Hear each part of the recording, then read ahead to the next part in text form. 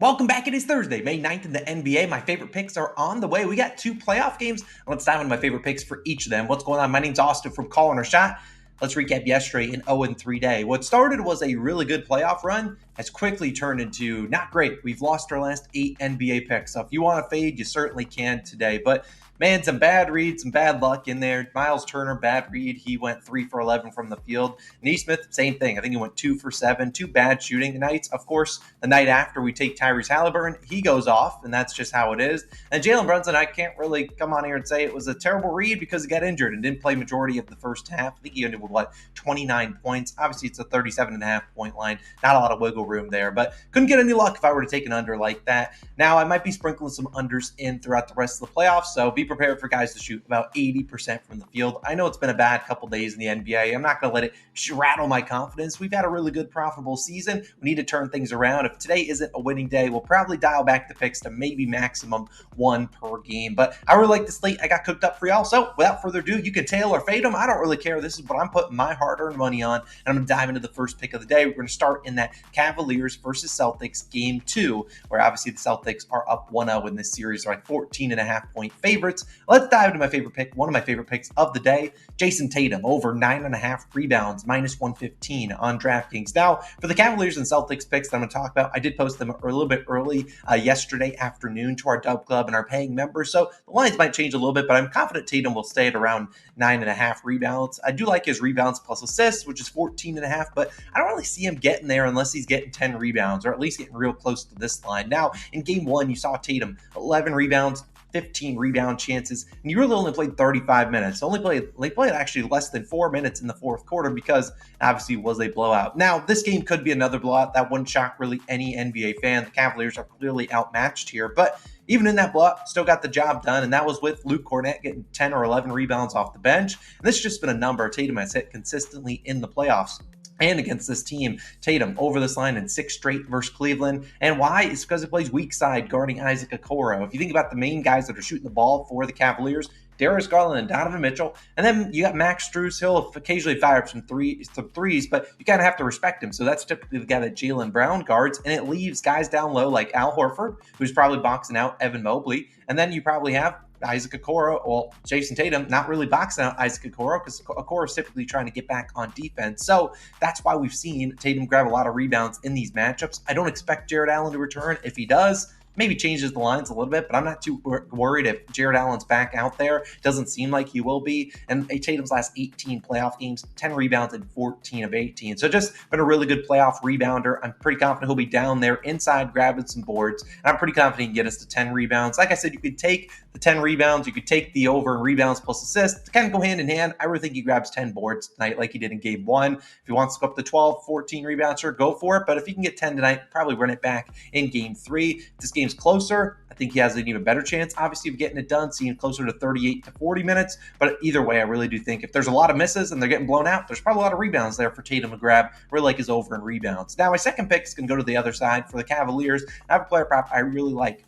Darius Garland, over 15.5 points, plus 100 on DraftKings. You can take the points plus assists if you want to. Personally, I don't think Garland's getting to that points plus assists like 20.5 or 21.5 unless he's putting the ball in the basket. That's how it goes. This is not a great matchup for assists for him. And in game 1, if you backed Garland, he kind of wrecked you. He scored 14 points. He struggled 6 of 15 from the field, 2 of 8 from the three-point line. He played 36 minutes. So the minutes were there, even in a blowout, just did not knock down his shots. Now, if you went back on to watch all of his shot attempts, it's not like he was fade away, contested. No, all of them were pretty wide open. And if you've watched the Celtics play this season, Celtics allowed the third most pull-up jump shots in the NBA. Those are, you got a lot of guys in drop coverage. Those are pull-up jump shots, either from the three-point line or the mid-range. And in the playoffs, through 8 games, Garland's averaged 13 field goal attempts. 57 of them, or 57%, are pull-up jump shots. I mean, 11 of his 16 shots in game 1 were pull-up jump shots. So this is exactly the way to beat the Boston Celtics.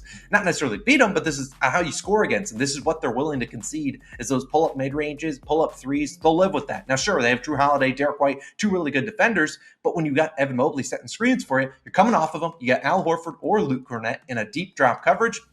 you're just going to have to pull up those jump shots. And that's all Garland was taking last game. He just happened to miss them. And we've seen in Garland's matchups against Boston, he's dominated them in his last 5 games versus Boston when Donovan Mitchell has played. He scored 29, 29, 17, 26, and 19 points. That's obviously excluding game 1.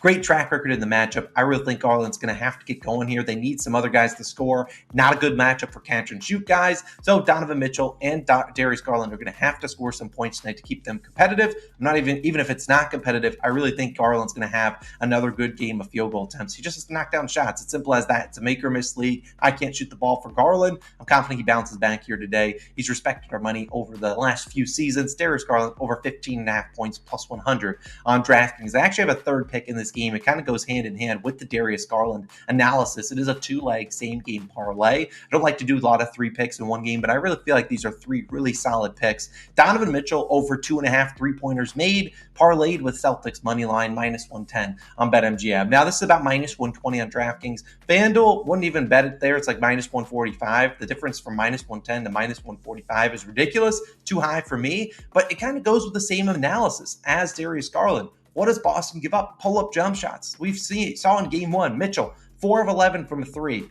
Obviously got the 3 we needed, and they lost this cash in the regular season. As I said, Celtics, 3rd most pull-up jump shots allowed in game 1. 25 shots for Mitchell, 14 of them pull-up jump shots.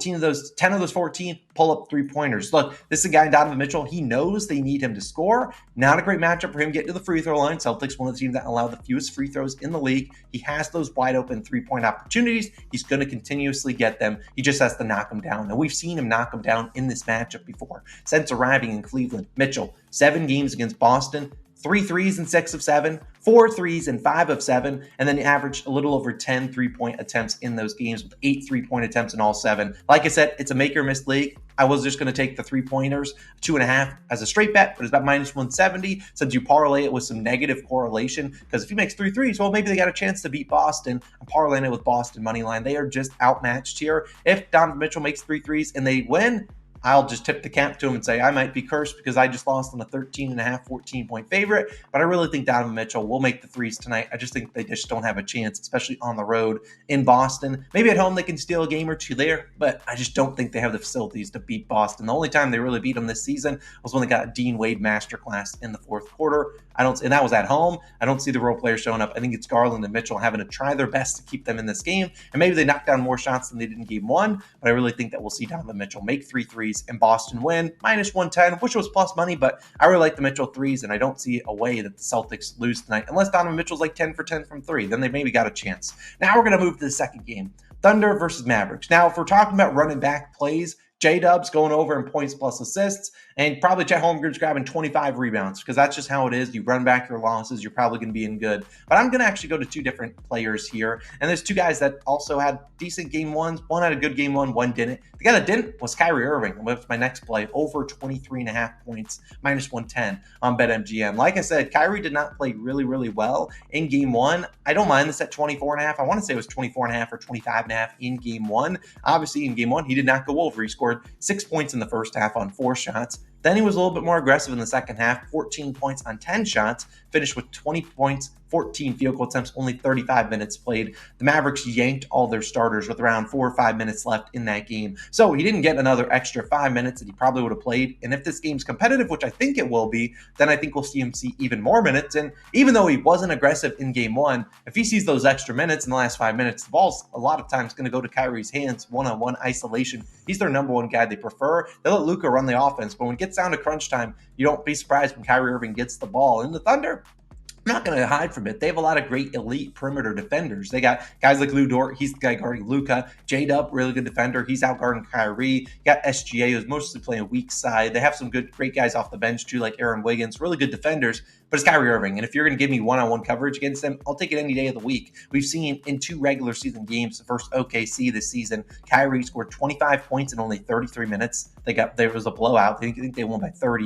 And then 36 points in 38 minutes. Don't really want to credit that game. No Luka Doncic. Now, if you watched how the Thunder played defense in game 1, it was, hey, Luka's going to get some ball screens from Daniel Gafford. We are doubling him. We're going to make him pass the ball. And there's a reason he had 20 potential assists.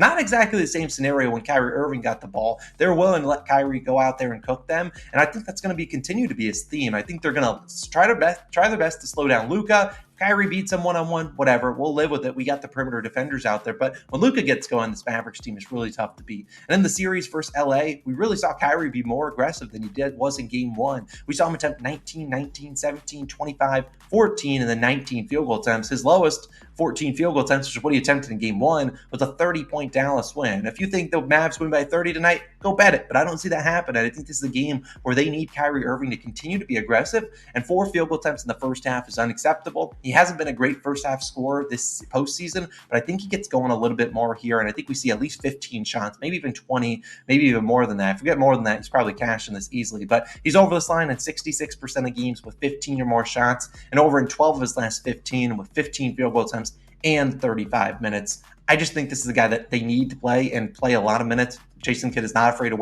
running his stars into the ground, trying to avoid going down 0-2. I think Kyrie gets a ton of minutes here. I think this game's close, and if it's close, it's probably because Kyrie Irving's scoring the basketball, because Luka obviously still hobbled with an injury.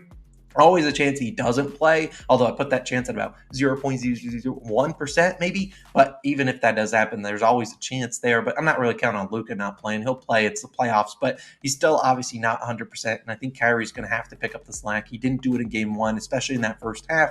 Really didn't get going until later in that game. In the second half, they needed more aggressive out the gate. I really like Kyrie Irving's over in points tonight. And my second play in this game, 5th play overall. No 5 plays for a 2-game card might be crazy, but I really love all 5 of these. It is going to be Daniel Gafford over 10.5 points, minus 110 on BetMGM. I'd play this about minus 125 or so. I was considering looking at an SGP for maybe 10 points and 5 rebounds or something like that. But SGP sometimes, in my opinion, get a little bit too cute, especially if you're betting on the same guy. And then you get wrecked in some way. Daniel Gafford scores 12 points, grabs 4 rebs, and you're just like, oh, you got to be kidding me. But I like Gafford to score 11 points tonight. And I'll talk about why. It's very similar analysis to Kyrie's over, because you've watched game one. You see they're really trapping Luka. Chet Holmgren's coming up hard on those screens. And there's free open passes to Daniel Gafford.